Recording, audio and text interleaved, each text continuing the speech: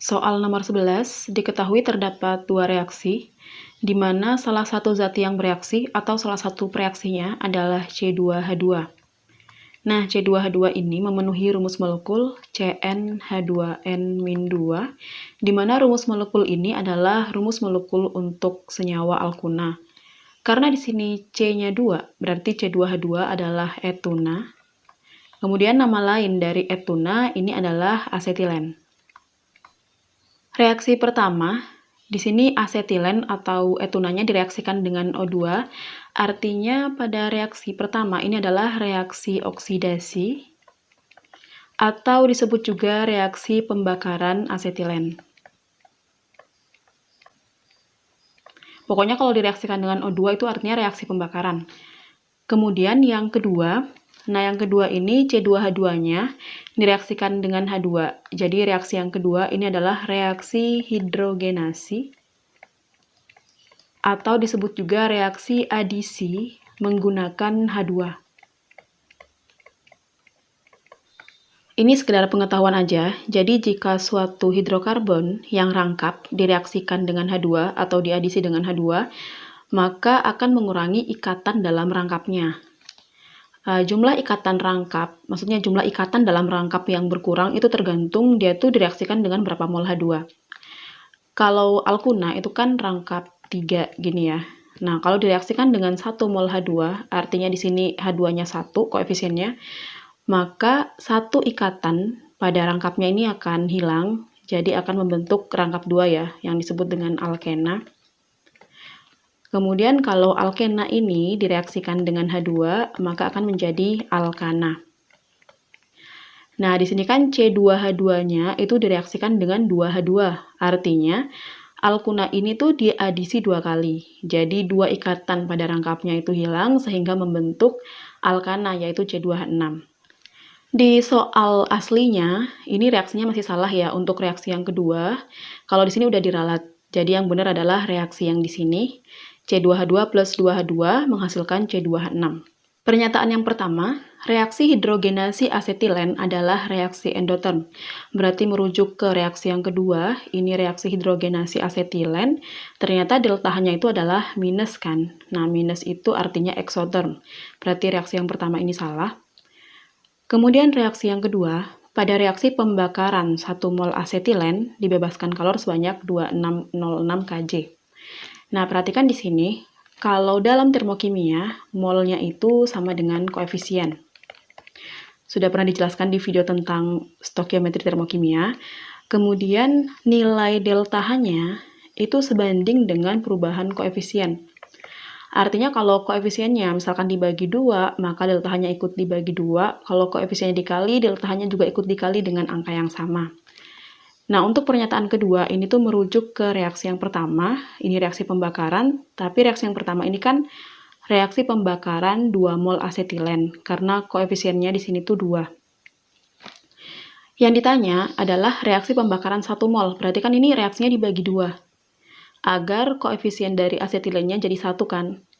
Nah, kalau reaksinya dibagi 2, berarti nilai delta H-nya ini juga ikut dibagi 2, jadi kalau 1 mol harusnya min 1303 Kj. Nah, pernyataan yang kedua ini juga salah. Kemudian pernyataan yang ketiga, pada reaksi pembakaran 1 mol asetilen dihasilkan 4 mol karbon dioksida. Ini juga merujuk ke reaksi pertama. Agar asetilen jadi 1 mol kan ini harus dibagi 2 kan reaksinya. Sehingga kalau dibagi 2 maka CO2-nya ini tuh koefisiennya adalah 2. Artinya, kalau asetilennya 1 mol, maka CO2 yang dihasilkan 2 mol harusnya. Ini salah ya, harusnya ini 2 mol. Pernyataan ketiga salah. Kemudian yang keempat, asetilen dan etana termasuk hidrokarbon aromatik. Ini juga salah, karena kalau aromatik itu rantainya siklik. Misalkan ini benzena ya. Benzena ini kan rantainya siklik, yaitu 6 atom C, terus susun melingkar. Kemudian di dalamnya ini terdapat ikatan rangkap yang berselang-seling. Nah, ini benzena, salah satu contoh senyawa aromatik. Nah, yang asetilen dan etana ini tuh alifatik atau rantai terbuka dan tidak mengandung ikatan rangkap yang berselang-seling. Jadi yang keempat juga salah. Yang ditanyakan adalah pernyataan yang tidak benar, berarti 1, 2, 3, 4. Opsi E jawabannya. Soal nomor 12, konfigurasi elektron untuk ion X3+ adalah sebagai berikut. Bilangan kuantum untuk elektron terakhir atom X adalah, bedakan dulu ya yang dimaksud dengan elektron di kulit terluar dan di kulit terakhir. Jadi contohnya misalkan ada suatu atom A. Nah, A ini tuh punya konfigurasi AR 4s2 3d7. Nah, yang 3d7 ini adalah elektron terakhir ya. Ini terakhir, artinya tingkat energinya itu yang terakhir. Ini kan berdasarkan penyusunan Aufbau itu kan diurut dari tingkat energi yang pertama sampai tingkat energi terakhir gitu. Nah, tapi yang 4 ini tuh artinya yang terluar. Jadi ini kulit terluar, kalau ini yang terakhir. Nah, kalau yang ditanya adalah bilangan kuantum elektron terakhir, berarti bilangan kuantum yang si 3D-nya ini yang dijabarkan. Tapi kalau yang terluar berarti yang 4s-nya ini. Kemudian kalau membentuk ion positif, artinya kan atom A ini tuh harus melepaskan elektron kan. Nah, elektron yang dilepas pertama itu adalah elektron yang ada di kulit terluar, bukan yang terakhir. Contoh misalkan di sini A2+.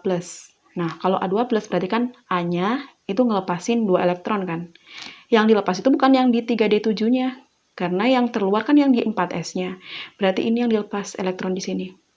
Jadinya AR, kalau membentuk A2+ ya, di sini A2+ berarti AR 3D7, karena yang 4s-nya udah dilepas.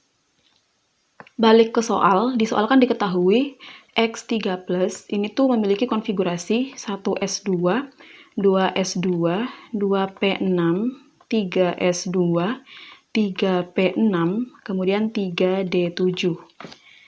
Nah, di sini tuh artinya pada saat X ngelepasin 3 elektron, maka konfigurasinya tuh seperti ini. Nah, yang ditanyakan adalah bilangan kuantum untuk elektron terakhir atom X. Ini ya, atom X berarti atom X pada kondisi netral. Jadi kita balikin dulu ke netral. Ini kan kalau ngelepasin 3 kayak gini. Nah, berarti kalau X yang dilepasin tadi tuh harus dibalikin. Kalau kita mengacu ke diagram hujan, harusnya kan urutan setelah 3p6 ini tuh adalah 4s2. Nah, kenapa ini 4s2-nya nggak ada? Itu karena dilepas tadi. Yang dilepas itu kan yang kulit terluar ya, di mana 4s-nya ini adalah kulit terluar. Jadi untuk membentuk atom X pada saat netral, kita balikin yang dilepas tadi, 4s2-nya udah balik. Nah, yang dilepas kan 3. Berarti kan kurang 1 yang harus balik. Nah, yang di sini yang balik lagi 3d7, berarti ini jadi 3d8.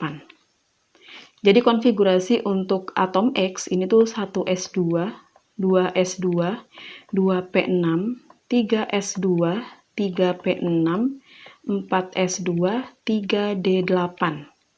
Nah, kemudian yang ditanya adalah bilangan kuantum untuk elektron terakhir, berarti yang 3d8. N dari bilangan kuantum ini menunjukkan kulit. Di sini kan kulitnya 3, berarti N-nya sama dengan 3.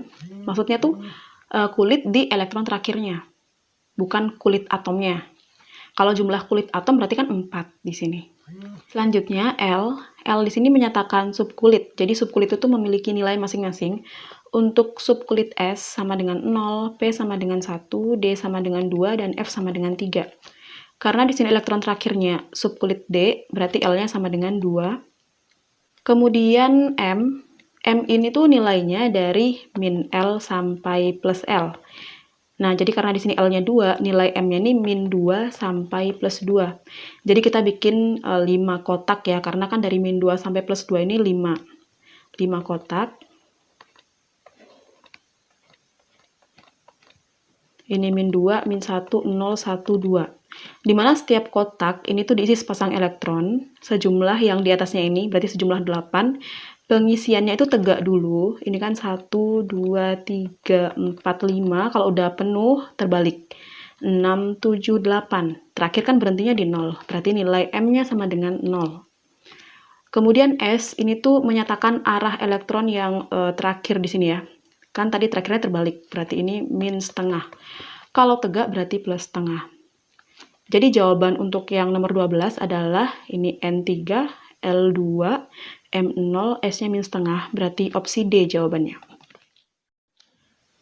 Soal nomor 13, jika terjadi penguraian NH4Cl menjadi NH3 dan HCl dalam ruang 1 liter yang menghasilkan perbandingan mol pada saat setimbang antara NH4Cl dan NH3 sebesar 1:2, maka berat NH4Cl yang dipanaskan tersebut adalah.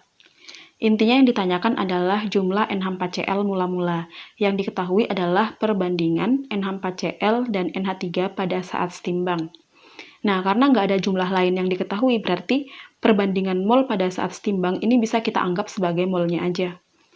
Kalau reaksinya ditulis, ini NH4Cl terdisosiasi atau terurai menjadi NH3 dan HCl.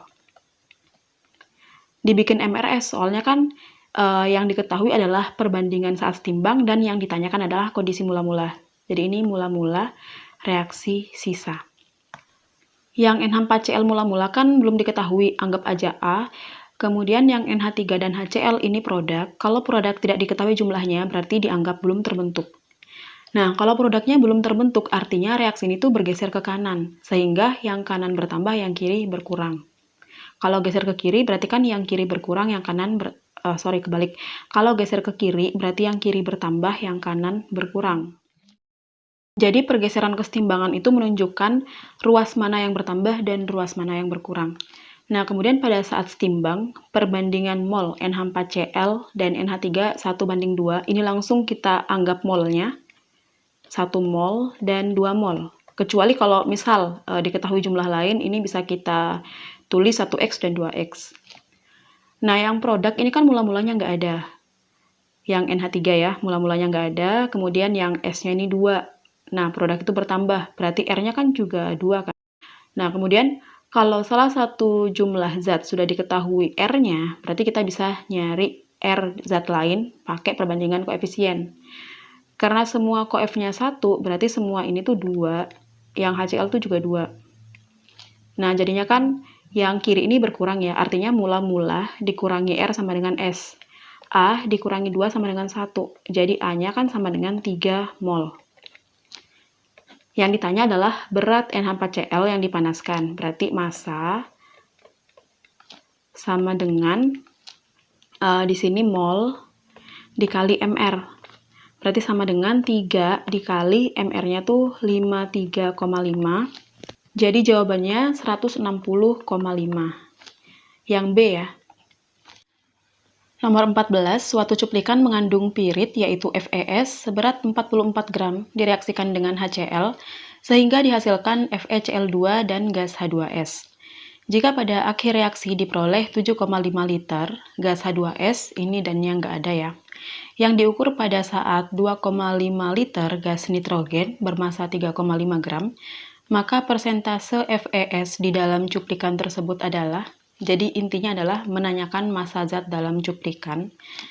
Nah, jadi untuk menentukan persen zat dalam cuplikan, nih persen zat dalam cuplikan itu sama dengan massanya zat. Jadi kalau di soal ini berarti massanya FeS dibagi dengan massa cuplikan dikali 100%. Jadi pertama kita cari dulu berapa massa FeS dalam cuplikan. Menggunakan persamaan reaksi. Nah, di sini kan reaksinya FeS ditambah HCl menghasilkan FeCl2 plus H2S. Untuk informasi AR-nya karena di sini belum diketahui, Fe sama dengan 56, kemudian AR-nya S sama dengan 32, dan AR-nya nitrogen ini sama dengan 14.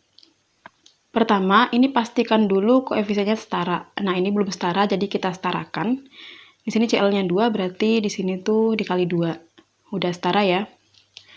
Nah, kemudian di sini diketahui bahwa H2S-nya ini tuh 7,5 liter yang dihasilkan. Kalau dalam persamaan reaksi, ini fasanya beda-beda. Ada yang padat, ada yang cair, ada yang gas. Berarti kita nggak bisa menggunakan volume. Perbandingannya tuh nggak bisa pakai volume, jadi harus pakai mol. Nah, di sini ada keterangan, 7,5 liter H2S ini diukur pada P dan T yang sama dengan gas nitrogen. Nah, kalau gas itu berarti harus diatomik. Dua gas yang diukur pada P dan T yang sama memiliki persamaan N1 per V1 sama dengan N2 per V2. Jadi kita bisa menggunakan persamaan ini untuk menentukan molnya H2S. Jadi 7,5 liter H2S ini tuh setara dengan berapa mol? Kita bisa pakai persamaan ini. Yang dibandingkan kan H2S dengan gas nitrogen. Jadi kondisi 1 di sini kita anggap yang H2S dan kondisi 2-nya adalah gas nitrogen. Jadinya NH2S dibagi VH2S sama dengan N-nya gas nitrogen dibagi V-nya gas nitrogen. Mol H2S-nya ini dicari, kemudian volume H2S-nya 7,5 liter. Mol nitrogen di sini bisa kita hitung massa per mR ya, kan massanya 3,5 gram. Jadi molnya gas nitrogen sama dengan 35 kali 10 pangkat min 1 dibagi 28, karena kan N-nya itu 14 ya, berarti ini dibagi 28. Ini dicoret, sama-sama dibagi 7, jadinya 5 per 4 kali 10 pangkat min 1. Nah, 5 per 4 ini adalah 1,25, jadi di sini 1,25 kali 10 pangkat min 1. Dibagi, kemudian volumenya nitrogen, di sini diketahui 2,5 liter, jadinya 25 kali 10 pangkat min 1. 10 pangkat min 1 habis ya, ini dicoret, kemudian 75 dibagi 25 sama dengan 3. Terakhir tinggal dikali silang, jadi molnya H2S sama dengan 3 dikali 1,25. Ini sama dengan 3,75 kali 10 pangkat min 1, sama dengan 0,375. Oke, berarti di sini molnya H2S adalah 0,375 mol. Nah, kalau salah satu zat sudah diketahui molnya, maka untuk menentukan molnya zat lain, kita tinggal menggunakan perbandingan koefisien. FeS dan H2S memiliki koefisien yang sama, jadi molnya FeS juga sama dengan molnya H2S, yaitu 0,375 mol. Kemudian massa dari FeS-nya sama dengan molnya, yaitu 0,375, dikali dengan MR-nya. Nah, MR FeS berarti kan 56 ditambah 32 sama dengan 88. Terakhir tinggal dihitung persentase FeS dalam cuplikan. Jadikan persentase FeS sama dengan massanya FeS dibagi massa cuplikan dikali 100%. Pindah ke sini, persentase FeS sama dengan gramnya FeS kan 0,375 dikali 88. Kemudian massa cuplikannya tuh 44 gram. Ini dikali 100%. 88 dibagi 44 sama dengan 2, kemudian 0,375 kali 2, ini tuh 0,75 kali 100%. Jadi hasilnya adalah 75% FeS dalam cuplikan. Jawabannya yang D. Soal nomor 15, perhatikan reaksi redoks yang belum setara berikut. Di sini terdapat suatu reaksi redoks, di mana bilok salah satu spesies yang terlibat belum diketahui. Bila untuk menghasilkan 24,3 gram K2PtCl6 diperlukan 10,1 gram KNO3, maka nilai N adalah. Jadi intinya di sini kita akan menentukan biloks dari spesies yang belum diketahui tadi. Pertama reaksinya bisa ditulis aja lagi, ini PT, muatannya N+, kemudian ditambah NO3-. Oh ya, di sini muatan NO3 negatif ya. Kalau di soal aslinya kan belum ada muatannya, jadi diralat aja. Plus HCl menghasilkan PtCl62- plus NO2. Yang diketahui adalah massa dari K2PtCl6 sama dengan 24,3 gram. Jadi molnya ini kan sama dengan gram per mR. Tinggal kita bagi mR-nya untuk menghitung mol. Ini 486. Dicoret di sini 2, jadi mol dari K2PtCl6 adalah 0,05 mol. Tapi di sini kan yang ada di reaksi itu adalah PtCl62- yang merupakan hasil pengionan dari K2PtCl6. Kalau K2PtCl6 diionkan, ini tuh jadinya 2K+ dan PtCl62-. Karena koefisien K2 PtCl6 sama dengan koefisien PtCl6 2-min, molnya PtCl6 2-min ini tuh sama juga dengan molnya K2 PtCl6, yaitu 0,05 mol. Yang kedua adalah KNO3. Diketahui KNO3 ini sebanyak 10,1 gram. Jadi molnya adalah 10,1 dibagi MR-nya, yaitu 101. Ini dicoret. Jadi dihasilkan 0,1 mol KNO3. Yang ada di bersama reaksi kan NO3-. Jadi NO3- itu adalah hasil ionisasi dari KNO3. Ini kalau diionkan jadinya K+ dan NO3-. Koefisien NO3- dan KNO3 sama, jadi molnya juga sama ya, yaitu 0,1 mol. Reaksi redoks yang di nomor 15 ini kan tadi awalnya belum setara ya. Jadi pada saat reaksinya belum setara, koefisien masing-masing di sini 1, 1, 1, 1, 1. Nah, prinsipnya, jika terdapat suatu spesies yang biloksnya belum diketahui dalam suatu reaksi redoks, maka perbandingan molnya ini adalah koefisien reaksi pada saat setara. Di sini yang diketahui kan perbandingan mol dari PtCl62- dengan NO3-. Nah, PtCl6 ini 0,05, kemudian yang NO3 adalah 0,1. Jadi perbandingan molnya sama dengan 1:2. Artinya koefisien reaksi pada saat setara, PtCl6 ini 1 dan NO3-nya 2. Ini juga berlaku untuk pasangannya ya. Jadi kan pasangannya PtCl62- ini adalah PT. Jadi pada saat setara, koefnya PT adalah 1, kemudian koefisien PtCl62- juga 1. Sedangkan untuk NO3- pada saat setara, ini kan koefisiennya 2. Berlaku juga untuk pasangannya yaitu NO2, ini berarti pada saat setara adalah 2. Kemudian hitung selisih biloksnya. Nah, N dalam NO3- ini kan plus 5. Kemudian N dalam NO2 ini plus 4, jadi selisih biloksnya 5 ke 4, ini turun 1, artinya mengalami reduksi 1 tingkat. Nah, kemudian untuk PT ini biloksnya belum diketahui, kita anggap aja PT ini mengalami oksidasi sebesar A tingkat. Karena kalau salah satu spesies mengalami reduksi, maka spesies yang lain mengalami oksidasi. Nah, untuk memperoleh koefisien reaksi yang setara, di sini kan koefisien awal dari PT dikali 1, kemudian koefisien awal dari NO3 ini tuh dikali 2. Nah, ini berpengaruh ke angka yang dikali dengan selisih reduksi dan oksidasinya. Karena yang PT ini dikali 1 untuk mencapai koef reaksi yang setara, maka selisih biloksnya PT ini dikali 1. Kemudian NO3- untuk mencapai koef reaksi setara ini kan dikali 2. Jadi selisih reduksinya juga dikali 2. Prinsip selanjutnya, selisih reduksi itu harus sama dengan selisih oksidasi, jadi tinggal disamakan aja.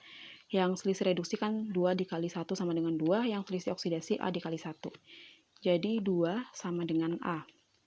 A ini adalah selisih oksidasinya PT. Jadi PT ini mengalami kenaikan bilok sebesar 2 tingkat untuk menjadi PtCl62-. Nah, biloks akhirnya yaitu PT dalam PtCl62- ini dihitung dulu. Jadi kan PT ditambah 6 dikali Cl sama dengan min 2. PT ditambah 6 dikali min 1 sama dengan min 2. Jadi PT sama dengan plus 4. Nah, PT di ruas kanan ini plus 4. Kalau mengalami kenaikan bilok sebesar 2 tingkat, berarti kan PT awalnya yang di ruas kiri ini adalah plus 2. Jadi jawabannya adalah yang D. Untuk lebih memahami pembahasan soal nomor 15, bisa dicek di deskripsi contoh-contoh soal yang tipenya sama seperti ini.